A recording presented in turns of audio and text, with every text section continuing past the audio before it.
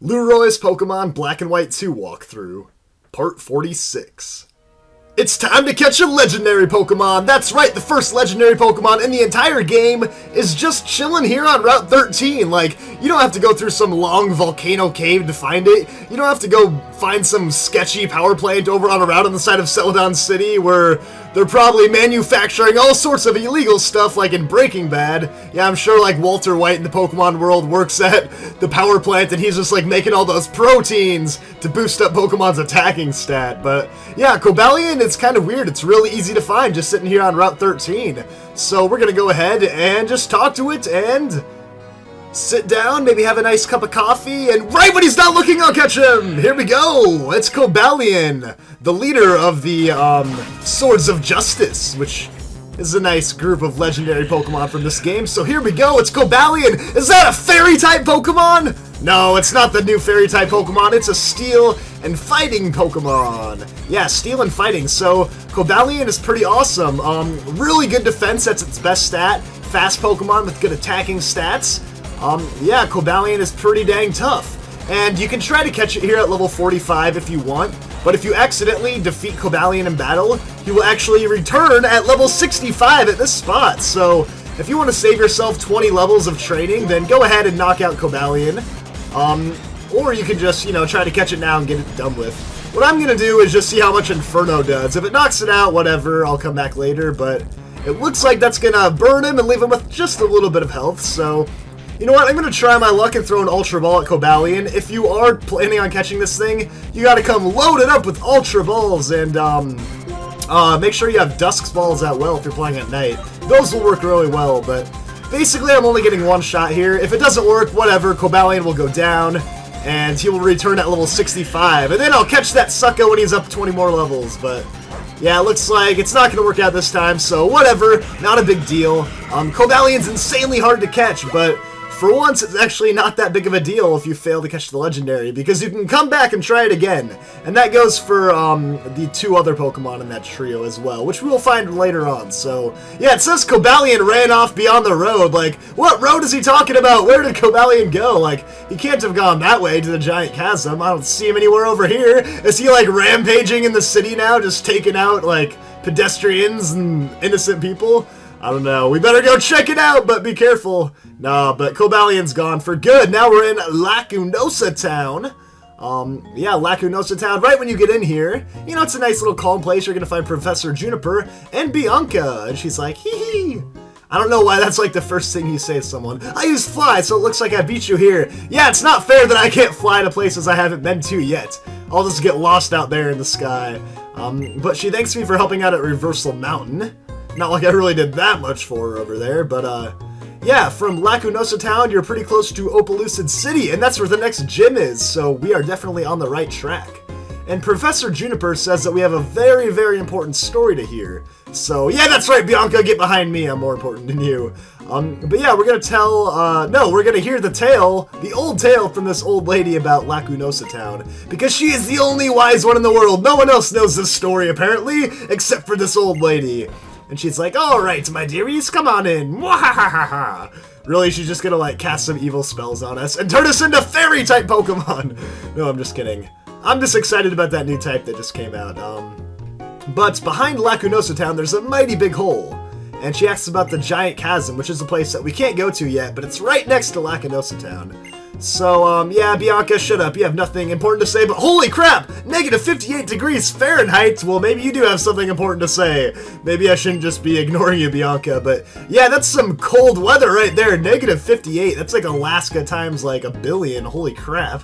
But, she's gonna talk a little bit more about the Giant Chasm. A long time ago, a big meteorite fell over there, and a big, really scary Pokemon was on the inside of it. That's right, it came from a meteorite. So the Pokemon appeared, and it would freeze everything around it, and eat people and Pokemon, like, whoa, hold on, everyone is afraid, hold up there, Grandma, you're telling me this Pokemon ate people? Like, Bianca's like, what? 8 people? Like, yeah, what the heck, you think I'm trying to go catch this thing? I don't want to get eaten, like, hold on, this whole mission's over, man, this is getting too dramatic. It's getting too intense. I don't want to get eaten. But, yeah, that's the end of the old tale. Oh, yeah, do you want some cookies, too? Yeah, don't get yourself eaten by the legendary. Yeah, but that's the end of Grandma's story, so they're gonna run out like, holy crap, we gotta figure out a way to take on this Pokemon. Yeah, that sure is a scary sounding Pokemon, eating people, and oh my gosh, that's crazy. Well, I guess we have a lot to worry about now that we have Pokemon eating people on the loose. So, yeah, that's our next mission, I guess, going to get eaten by a dragon. So, yeah, the power to freeze everything, not to mention it's negative 58 degrees, so have fun standing up to that dragon. But, yeah, apparently it's a pretty good matchup against Zekrom, or Reshiram, whatever game you're playing, you know. And she asks if we remember the story of Zekrom, because it says black too. So it's a legendary dragon type, and it lends its power to the person it recognizes as a hero, pursuing ideals. So yeah, the black body, and of course, if it's Reshiram, she'll be talking about the white body, but yeah, either way, black and white too, you know, subtle differences. And, you know, everything we're hearing over here is pretty interesting information, especially considering that the next gym leader uses Dragon-type Pokemon. So perhaps you'll be able to give us some nice insight on all these Dragon-type legendaries. And, yeah, they're still talking about Zekrom and Reshiram, you know, all the old legends of the legendaries. There's always so much, like, background information on how the legendaries came to be and everything. I usually just smash my A button and go right through it. But some of it's actually kind of interesting. Apparently, Lacunosa could be derived from Lacunosa's clouds, which were like a net of safety. So yeah, they had to like pull big walls to protect the town from being eaten by dragons. I still can't get over that. Someone's gonna have to like pull a sword out of the stone and go and fight the legendary dragon himself. But yeah, just so you know, Opelousas City's mayor, Drayden, wrestles with his Pokemon to toughen them up. Holy crap, this guy wrestles with his dragons! Like, yeah, this guy has dragon-type Pokemon. You're telling me he wrestles those fire-breathing freaking killers? Like, holy crap, that's the next guy that I gotta go battle. The man that wrestles dragons in his free time. Anyways, what about you, buddy? Do you wrestle dragons? No, he says he lets his Pokemon wander on its own. This must be yours over here, then. Quick, steal it! No, I'm just kidding. I'll go over this bridge and... Oh, no, it's the police! Run away! No, I'm just kidding. I'll go by him, and I better go heal up at the Pokemon Center, because I'm kind of weak, and not before I go and pee on this bench, but yeah, let's go get ourselves healed up, and I'll be right back. So one nice thing about Lacunosa Town is that they have some insanely powerful TMs for sale at the Pokemon Center. Now, these items are really powerful, but really expensive. I bought them all, and they're 70,000 a pop, so yeah, I just spent a lot of money, as you can see. But I think these moves are worth it. They're all low in accuracy. Blizzard and Thunder have 70% accuracy, Fire Blast has 85% accuracy. They're really low in power points. Blizzard and Fire Blast only have 5, Thunder gets 10, and they're all 120 base power, so really powerful moves, low accuracy, lower power points, but I think they're kind of worth it. Especially considering the fact that you can't get Flamethrower, Thunderbolt, and Ice Beam just yet. So I taught Thunder to Magnezone, I got rid of Thundershock. I decided to get rid of Inferno on Chandelure, I gave it Fire Blast, and finally, I gave Samurott Blizzard, which will be really useful in the next Dragon-type gym. And by the way, there's Hugh standing right there, but we'll get to Hugh in a minute. For now, let's check out some things here in Lacunosa Town. By the way, I got rid of Return for Blizzard, in case you were wondering on Samurott. I still need to go back and get Mega Horn. And then my moveset might be complete. By the way, there's a full heal right there in the bushes. Forgot to grab that my last time around. Anyways, if you go onto the very far northeast part of town, then you're gonna have this house right here. And, actually, there's no one in it, so let's go and steal this item really quick. It's a Metronome.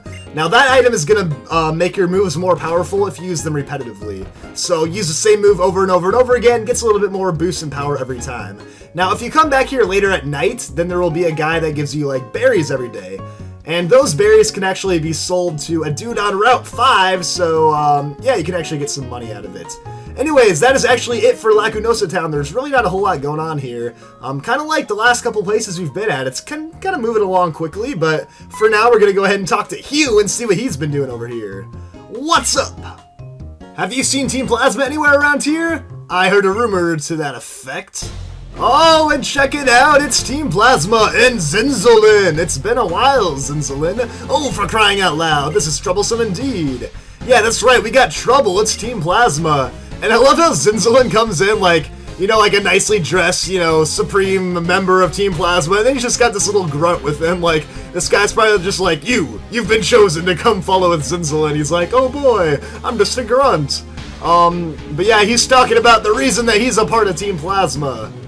Yeah, time to throw out our Pokeballs and let all the Pokemon just wander around and eat us because they're dragons, come on! He's like, shut your mouth, all I want to get back is a stolen Pokemon! Seriously, just end the trouble, give him the freaking Purloin, it's not that big of a deal. But Hugh's actually going to ask for a hand in a double battle, so yeah, we gotta help Hugh take down Zinzolin and this Team Plasma Grunt. So we'll start this battle in the next episode.